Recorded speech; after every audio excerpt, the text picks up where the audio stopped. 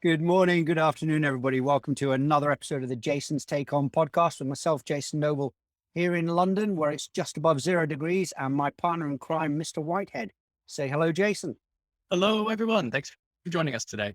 We are super excited today with another guest joining us today to talk about all things related to customer growth, customer value, and net revenue retention. We have the one and only Markus Rentsch joining us from a very sunny Vienna over in Austria. Markus, welcome to the podcast. We're really excited to have you here. You are, I think everybody knows who you are. You're a well-known thought leader, coach, customer success consultant. You contribute a lot to the communities on LinkedIn.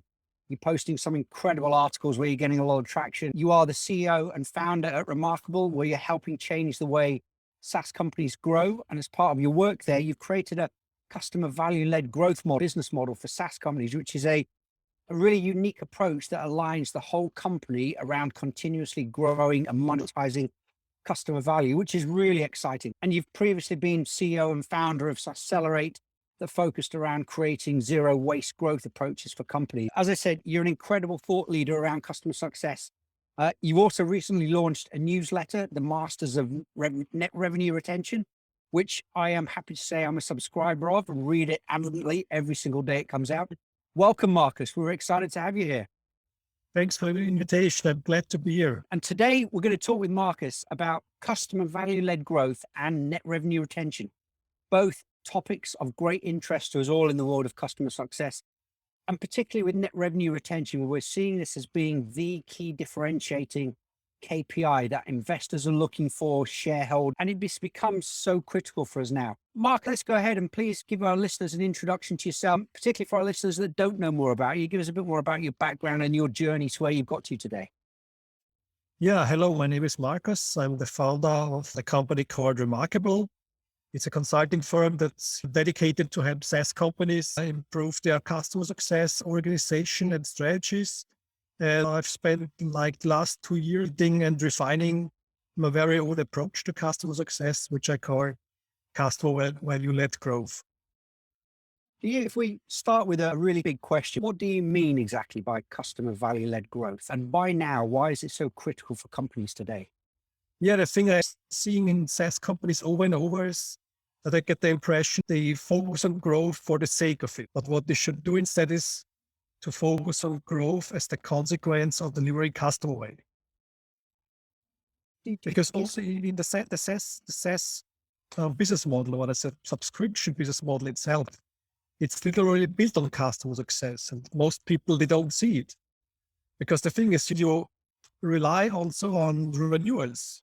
The most important thing, if customers don't stick with you for years, you won't make any profits. And the only reason why customers would continuously pay you is when you make them successful. It's that easy. So if you're selling like cars or something, you might sell a car once every 10 years. So if the same buyer does not return 10 years later, most companies would say, so what? And we're talking about 1 month later. So if the customer doesn't pay again 1 month later, you really have a problem. And it's really as simple as that. When you give these examples that can bring it down into everyday space that everyone understands, talking about kind of cars, it makes it so relevant to everybody and understand the criticality of this. Yes. Another thing I see in customer success is many companies see it only as the responsibility of a single team.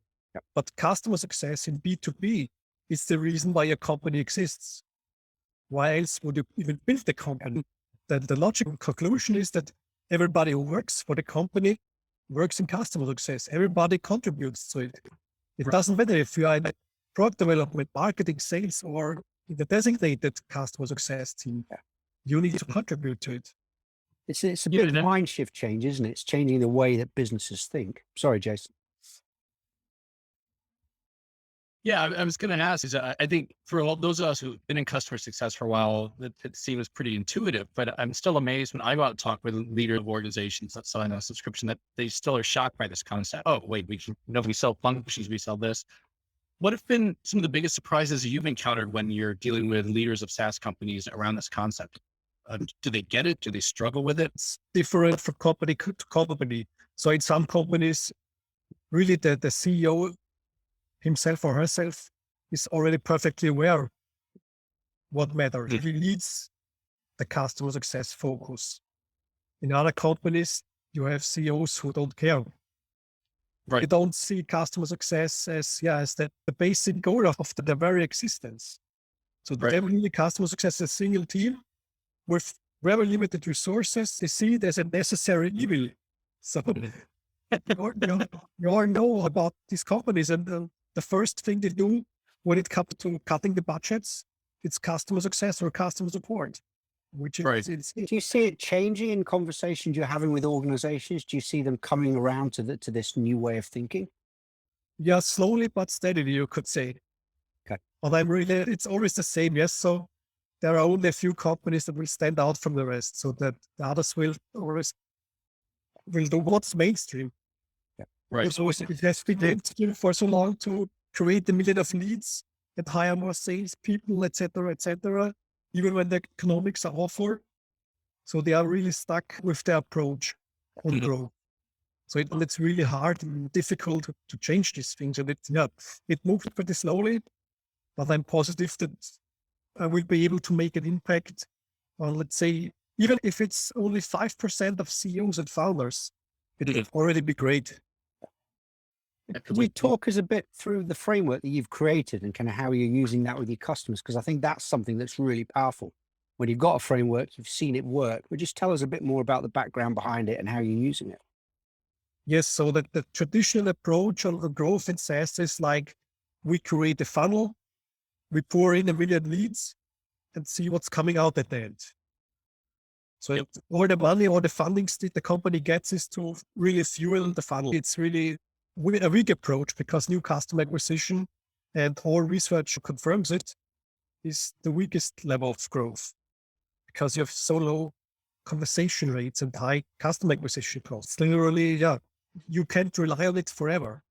So my approach goes a different route. So instead of maximizing the number of customers, my approach is focused on maximizing the value per customer for the customer. So that you really create, as a quite famous term already, the growth helix. So where it's basically, you could say, the land and expand theory, but even improved. Because to me, when you have a successful customer, it will create its own business, that the company will literally grow its own. Why? Because a successful customer will continuously buy more, because they will frequently hit the ceiling. They need more resources. They want to apply more features. And of course, that's also what drives new acquisitions with much better economics, because when new customers are driven from referrals, they come with much higher conversion rates. And lower cost.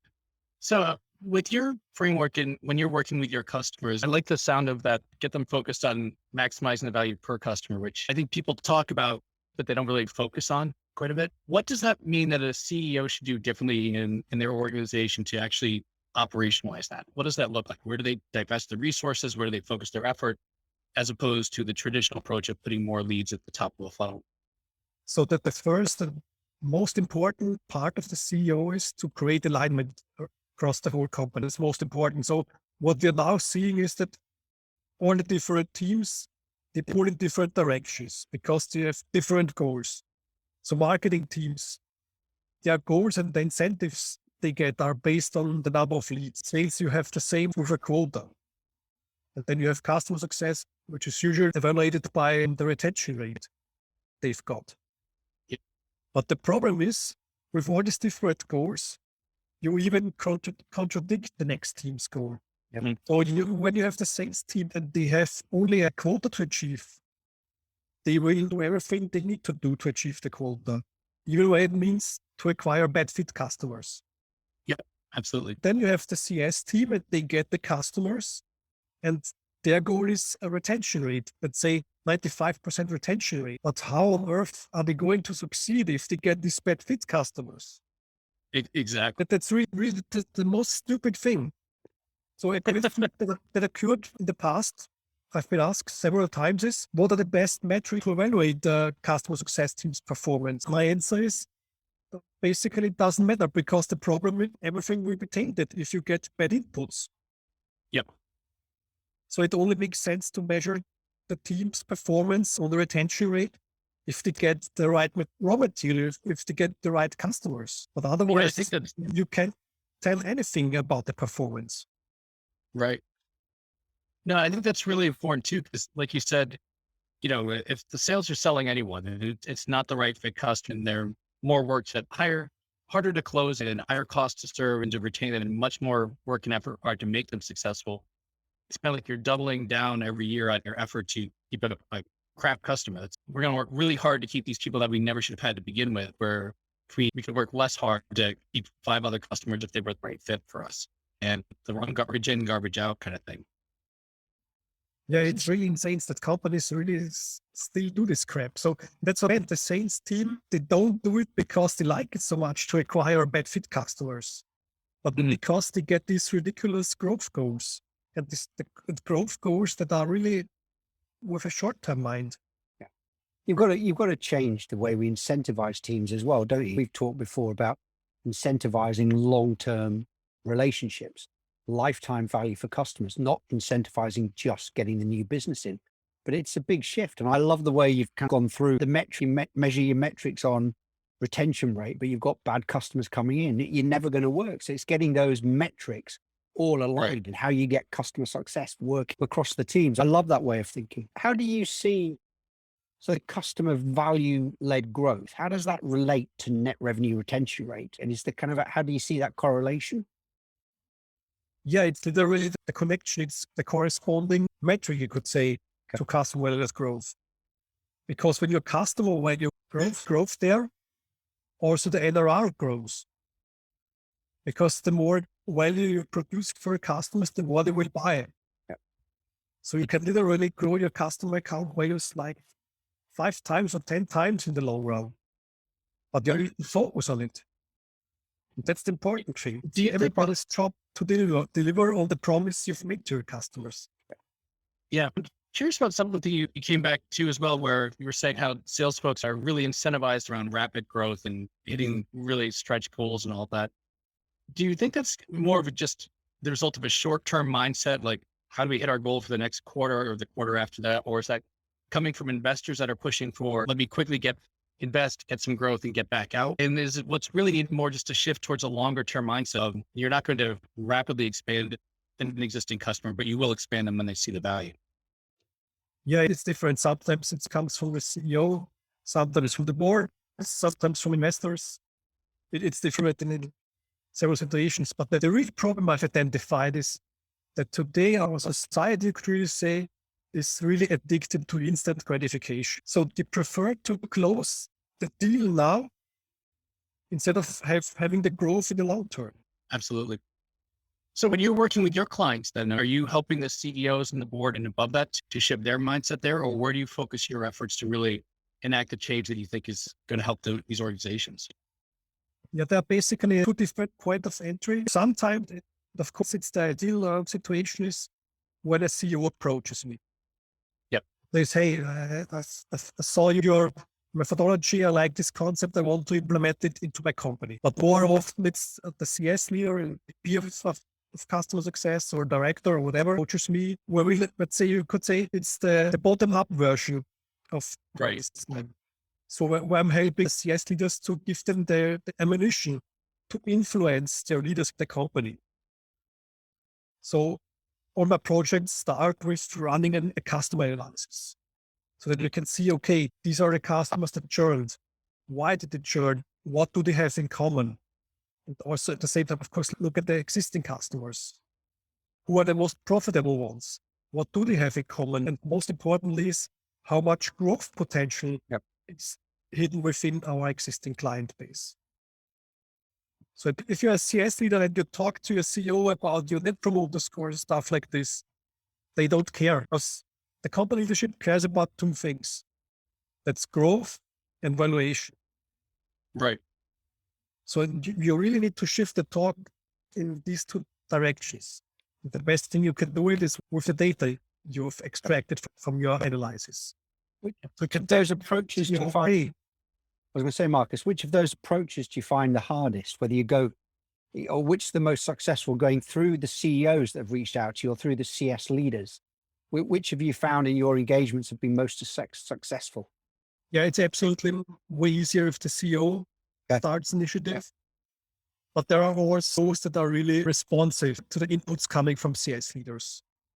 Right. But in many situations, it's really to create awareness within the company leadership about or the growth potential that is really hidden in the customer base, or even to help them show the leadership that churn is not only cost after the purchase of the product. So there are companies really where the CS team gets all the blame for churn. Right. Absolutely. Of course, bullshit, because the customer success team sits at the end and they rely on the inputs they get, which is the product and the customer. If you have a bad product or a bad customer, you're set up for failure in customer success. So you can never succeed on your own. You really need to align all the teams on customer success and churn. They're both running through the whole company. I like the way you talked about collaboration there, and it is that cross-functional thing that we've said before. Yeah. And Jason, you've spoken of this several times about what we call like the rule of threes. These, as a CS leader, you spend a third of your time working with your team and building your CS practice, a third of your time working hands-on with your customers and engaging them, and a third internally on the alignment piece and all those. And Markus, I'm curious, since you're right that since CS is so downstream and they do the best with what they get, and if they get garbage, then they're blamed for what goes wrong. Do you think CS leaders should be spending more of their time on the internal alignment, getting that set up so that everyone's focused on the customer value, or do they need to be spending more of their time either with their team or with their customer? What's the right mix to really get I'm not sure if you can say maybe they need even less time, but they need to be more successful with creating alignment. They need to be more successful with influencing the leadership and other teams. Yep. That's what I've made before. You need to find the right angles to create these internal alliances. So when you talk to your sales team, it doesn't make sense to endlessly discuss the sales to customer success ahead of, but rather talk about how these two teams could work together to create better results. So I'm also a big fan of bringing the CS team up to the acquisition process. Yep. For two reasons. Because the customer success team is absolutely the most qualified team to determine whether a customer is a good fit or not. But when you're working with dozens or hundreds of customers over years, you understand, okay, who makes a great fit and who doesn't. But if you join the sales process, you can literally clean them out before they even end. And the second part, that also for sales, way more important, is the customer success team can make an impression of the customer. So if you can talk to the customers about the solutions and then show that you understand the problem, you instantly build trust. And it may be the one thing that moves the needle for the customer to decide for your product instead of the competition. Because you have the in-depth knowledge, you understand the customer problem, the use case, the solutions. And that's really, it's really what customers want to hear. As we've said before, it's about bringing the case studies, the use cases to life. You've got that experience as the CS team, working with customers, knowing how they're using the product, how they're getting value from the product. And you can show prospects that in these meetings. And I think it's super critical. The other key thing I think we need to do is you need the sales leaders and sales team to join the implementation calls as well, to make sure that transition is really, really seamless there. Yes, alignment is so important. It also works with other teams. If you want to create strong alignment with the marketing team, you've just said it, the use cases. So literally what you do in customer success, the work you do, the experiences you make, it's the fuel for the marketing team. So you can create content based on reality instead of just what marketing thinks is interesting to the customer. Exactly. What do you think? What should customer success leaders be doing today with their team to get them to think differently about value and value-led growth? How do they go about making that change? Yes. So one problem I also see is that most customer success organizations have been built from a different point of view. So it really looks like it's built back from the days where customer success or most companies still see it as a cost center. So we have created these customer success organizations that are really built from the internal view, from the vendor's point of view, and not from the customer's point of view. So it's really astonishing. I'm always asking customer success leaders, do you know whether your customers are successful? And 9 out of 10, they don't know, because they are measuring health scores, net promoter scores, and user activity and feature adoption and stuff like this. But they don't know on whether a customer who have said, we want to increase our sales by 20%, they don't know whether they've achieved that goal. That's amazing to me. That's a real problem, because we are not focused on the most important thing. That's customer success, customer goal. That's what it's all about. And we need to measure it, and we need to build the right way to help customers achieve it. Yep. So I also hear obviously the discussion about high touch and low touch stuff. But that's also from the vendor's point of view, because there's only one touch, and that's the right touch is how much touch the customer needs to become successful. So Absolutely. we can't say it's high or low. Of course, there are limitations. If you have a customer who pays you $20 a month, it's obviously not possible to deliver a high touch. Yeah, But exactly. we really need to focus and customize and help customers, because customers, even when you have customers that are roughly the same size, they may start from completely different starting point. I think that is critical there. And it is, Yeah. it's that there is no touch that you tell a customer that they need. It's the customer needs to define what level of experience do they want. What are the outcomes they want? That defines where they should. And we've said before, the idea, there's a big surgence now in digital customer success, but you've still got to listen to what your customers want. There's one of your quotes that you said, Markus, that I absolutely love. You said customer success doesn't happen by accident, it's engineered. I absolutely love that. And this isn't something that you can't do without investing in it, without putting the right processes, the right working behind it. Can you tell us more about what you mean by that and share as your insights in how we can go about engineering customer success? Absolutely. The mantra in customer success today is to be proactive. Mhm.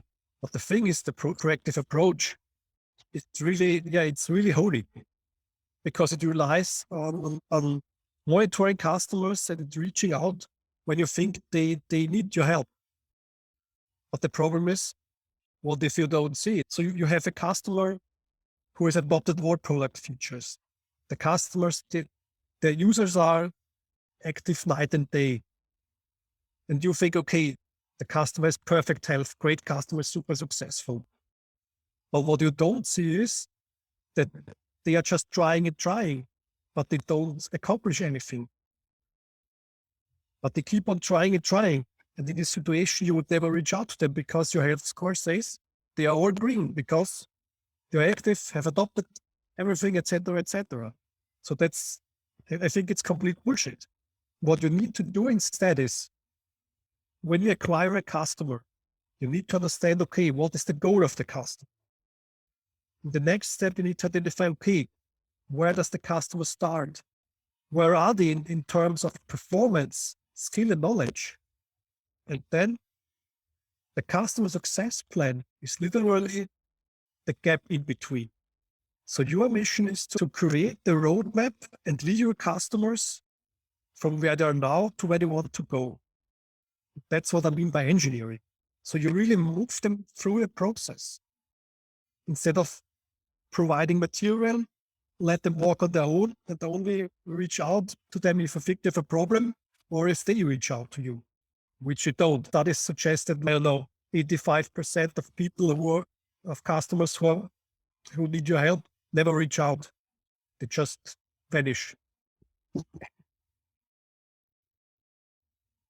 Yeah, I think that's definitely the case. I'm working with a client now, and part of my business is helping customer success team. The other half is working with buyers of software and helping them drive change and adoption and success internally. And there's such a disconnect between what the software vendor sees and hears and does versus what's going on in the buyer's organization. And having worked with many buyer organizations, you see this vendor has no idea that this customer is going to churn and that they're not getting what they need and they're not being successful, and that they're actively soliciting other vendors to replace them. And the current vendor has no clue and is not doing the steps they should be taking to preserve this. And I think that happens all the time. And I think a lot of CS teams need to get better at identifying that, oh, this customer is not achieving their goals. We need to do something differently. We need to get right in there. Yeah, exactly. There are so many companies who are taken by surprise when customers churn, but they could have easily known if they would have ever talked to these customers. Yeah, exactly. That's the key thing. Markus, look, this has been a really insightful conversation. A big thank you again. What we always like to do is give our guests one final question, what we call our bold challenge question. And the one that we'd like to give to you is, what's the number one thing that business leaders can do today? So an actionable thing that business leaders can do today to move to this customer value-led way of thinking and working. So the most effective and critical part is to align all teams on the same goal and the same incentives. And for me, the perfect metric for it is the net revenue retention rate. Why? Awesome. Because there's literally no way to fake your way about it. You can grow in the short term. You can grow by 100% with 20% churn in the short term if you have enough funding. But there's no way you get customers who are not successful to buy more from you and push your NRR. So if you have the wrong customers on board, you deliver a poor onboarding, you don't have a strong customer success process that really leads customers to their goal, you can't succeed. So just recently, I've read again that a company incentivized their CS teams on net promoter scores. And then, what did people do? They asked their customers to give them a high score. Right. Yep. But its own ledger would probably do the same. It is. I think it's fakes it, which is the results. Absolutely. Markus, look, a huge thank you, sir. This has been really great. Please, before we go, could you give a complete shameless plug to what you're doing at Remarkable, really promote what you guys are doing there? Yeah, so I've recently started a new project where I'm really helping individuals interested in customer growth and pushing the contribution to net revenue retention. So I've basically started a newsletter. I couldn't think of a better name. It's because it's actually not a newsletter. It's sending out in-depth knowledge about my approach and my insights to help people move customer success forward in the companies. I highly recommend a newsletter. Please, guys, sign up if you don't know it already. We'll share the links on the podcast as well. Markus, a massive thank you once again, sir. Thanks for inviting Thank you. It's been great to be here.